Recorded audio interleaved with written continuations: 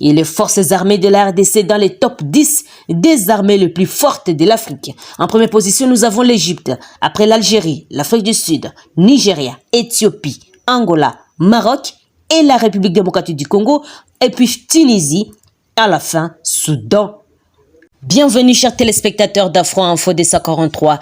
L'Union européenne a imposé des sanctions financières et interdiction de voyager ciblées à l'encontre de 7 ressortissants de la RDC, un Rwandais et un Tanzanien pour des actes constitutifs de graves violations et atteintes aux droits humains dans l'Est de la RDC. La plupart des individus faisant l'objet de ces nouvelles sanctions sont des commandants ou chefs de groupes armés responsables d'exactions, notamment les 1-23 soutenus par le Rwanda opérant dans les provinces du Nord Kivu, Sud Kivu et l'Ituri. Mais l'Union européenne a également sanctionné le colonel Salomo Tokolonga de l'armée congolaise ainsi que le capitaine Jean-Pierre Niragire, dit Gassasira, de forces rwandaises de défense pour leur implication dans les conflits déclenchés par le 1-23.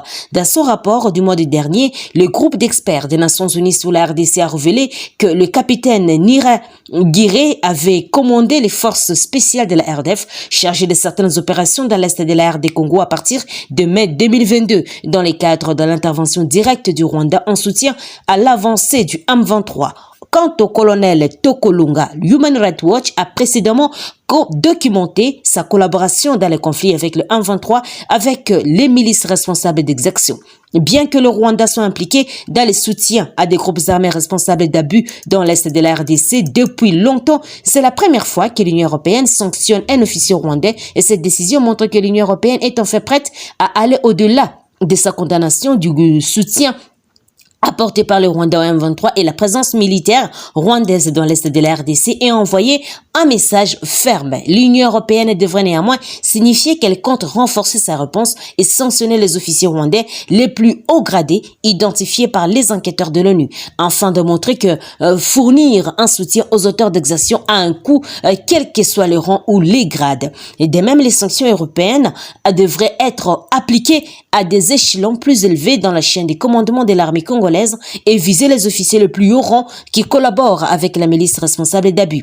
L'Union européenne devrait également exprimer ses préoccupations auprès des autorités rwandaises au sujet du général-major Alex Kagame, nommé en juin commandant de la force opérationnelle conjointe de l'armée rwandaise déployée au Mozambique, alors qu'il a dirigé plusieurs opérations de RDF sur le territoire congolais en 2022, selon les enquêteurs de l'ONU. Et l'an dernier, l'Union européenne a versé 20 millions d'euros au soutien aux opérations de l'armée rwandaise au Mozambique. Et cependant, toute contribution rwandaise au maintien de la paix ne peut être considérée séparément de sa complicité manifeste dans les atrocités commises dans l'Est de la République démocratique du Congo. Au cours de l'année écoulée, Human Rights Watch a interrogé plus de 200 personnes dont les victimes et témoins des crimes atroces perpétrés par le M23. Les sanctions sont un outil important pour empêcher les nouvelles exactions, mais elles ne sont pas le point de départ d'un processus nécessaire pour obliger les pires auteurs d'abus à rendre compte.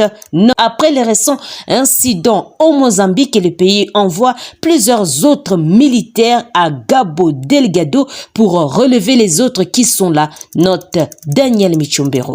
La capitale de la RDC, Kinshasa, abrite dès ce lundi 31 juillet la première édition du Forum économique RDC-Angola, annoncé la vice-primature économique nationale à travers un communiqué que InfoDirect.net a exploité pour la circonstance. Et ces assises de 2 jours auront pour thème partenariat économique et pour une croissance partagée. L'objectif visé par les organisateurs est de débattre sur les opportunités économiques entre les deux pays. L'objectif de ces assises sera de débattre sur les opportunités de construire un partenariat stratégique et mutuel bénéfice entre les deux pays, atteste la correspondance. D'après elle, cette activité réunira les décideurs et les opérateurs économiques de la RDC et de l'Angola autour de réflexions et analyses sur le potentiel de chaque pays sur les opportunités d'affaires et investissements croisés entre ces deux pays.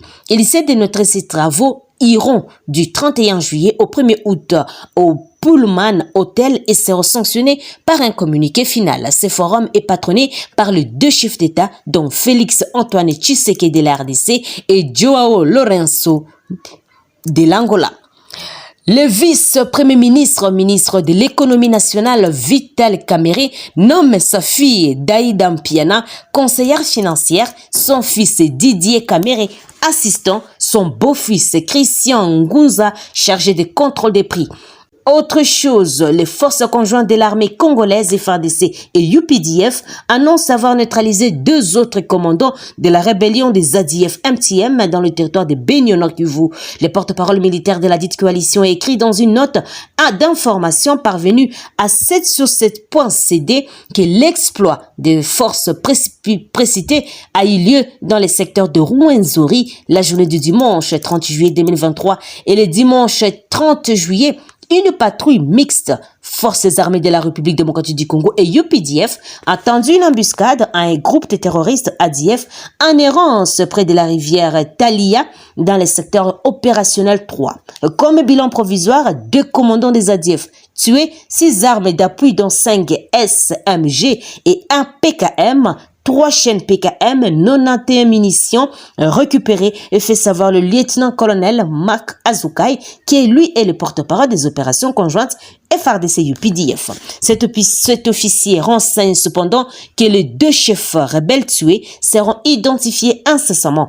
Et toutefois, les speakers des opérations conjointes appellent la population au respect des consignes données par le service de sécurité. Le nettoyage de la vallée des Mois Mugalika continue sans désemparer et la coordination des opérations conjointes demande à la population de se référer aux positions tenues fermement par les forces mutualisées avant de circuler dans la zone, a-t-il exhorté. Et depuis un temps, les forces conjointes, forces armées de la RDC UPDF ont lancé des offensives contre les rebelles des ADF dans la vallée des Mugalika.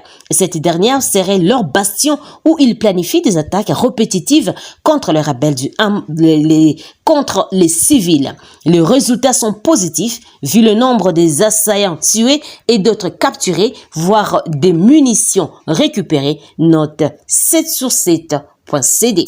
Les carrés miniers pour terminer des Makele, situés dans la chefferie de Babila Babombi, en territoire de Mambasa, province de l'Ituri, a été attaqué le dimanche 30 juillet 2023 par des hommes armés non autrement identifiés. C'est le maître Laurent Keya, membre de la coopérative pour le développement de peuples forestiers, CODEPEF, qui rapporte la nouvelle à Actu30.cd. À l'en croire, ces hommes armés ont pillé plusieurs biens de la population vivant dans les carrés miniers. Outre ces biens pillés, ces activistes de droits humains fait savoir aussi qu'un opérateur économique a été blessé par balle et un autre a été enlevé par les assaillants qui réclameraient une rançon de 100 000 $ américains pour sa libération. Maître Laurent Keya invite ainsi les autorités militaires à traquer ces hommes armés et à mettre en place un mécanisme de protection de la population civile dans cette partie de la province de l'Ituri. Note Actu30. .net. Chers téléspectateurs, merci à vous de nous avoir suivis jusqu'à la fin. N'oubliez pas de vous abonner, d'aimer la page et de partager. Je suis Santi Chesenga depuis la province de l'Ituri pour Afro Info 243. D'ici là, portez-vous bien et à très bientôt. Au revoir.